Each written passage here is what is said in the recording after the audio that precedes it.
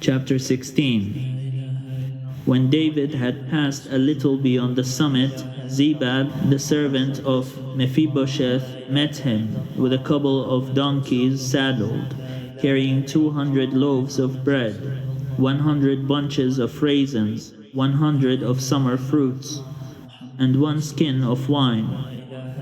The king said to Ziba, "Why have you brought these?" Ziba answered, "The donkeys are for the king's household to ride, the bread and summer fruit for the young men to eat, and the wine is for those to drink who faint in the wilderness." The king said, "And where is your master's son?" Ziba said to the king, "He remains in Jerusalem." For he said, "Today the house of Israel will give me back my grandfather's kingdom." Then the king said to Ziba, "All that belongs to Mephibosheth is now yours." Ziba said, "I do obeisance. Let me find favor in your sight, my lord the king."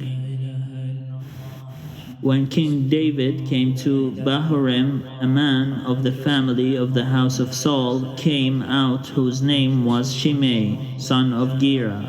He came out cursing. He threw stones at David and at all the servants of King David. Now all the people and all the warriors were on his right and on his left. Shimei shouted while he cursed, "Out, out, murderer, scoundrel! The Lord has avenged on all of you the blood of the house of Saul, in whose place you have reigned, and the Lord has given the kingdom into the hand of your son Absalom.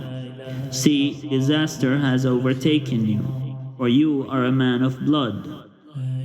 Then Abishai, son of Zeruiah, said to the king, "Why should this dead dog curse my lord the king?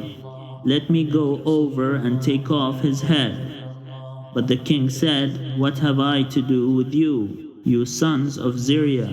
If he is cursing because the Lord has said to him, 'Curse David,' who then shall say, 'Why have you done so?'" David said to Abishai and to all his servants, "My own son seeks my life. How much more now may this Benjaminite? Let him alone, and let him curse, for the Lord has bidden him. It may be that the Lord will look on my distress, and the Lord will repay me with good for this cursing of me today." So David and his men went on the road while Shimei went along on the hillside opposite him and cursed as he went, throwing stones and flinging dust at him. The king and all the people who were with him arrived weary at the Jordan, and there he refreshed himself. Now Absalom and all the Israelites came to Jerusalem. Ahithophel was with him. When Hushai the Archite, David's friend, came to Absalom, Hushai said to Absalom, "Long live the king! Long live the king!" Absalom said to Hushai, "Is this your loyalty to your friend? Why did you not go with your friend?" Hushai said to Absalom, "No, but the one whom the Lord and this people and all the Israelites have chosen, his I will be, and with him I will remain. Moreover, whom should I serve? Should it not be his son? Just as I have served your father, so I will serve you." Then Absalom said to Ahithophel, "Give us your counsel. What shall we do?" Ahithophel said to Absalom, "Go in to your father's concubines, the ones he has left to look after the house, and all Israel will hear that you have made yourself odious to your father, and the hands of all who are with you will be strengthened."